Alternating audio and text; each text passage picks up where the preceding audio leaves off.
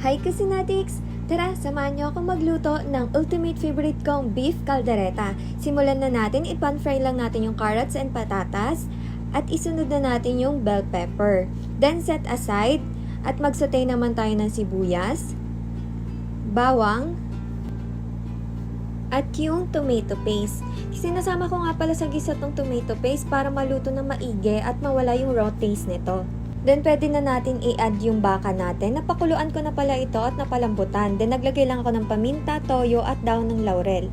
Haluin lang at lagyan na rin natin ito ng beef stock.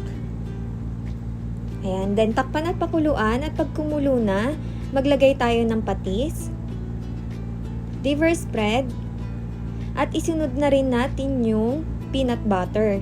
Peanut butter nga pala yung nilalagay ko dito kaysa sa gata kasi mas masarap para sa akin yung peanut butter. Try nyo na din Kusinatics.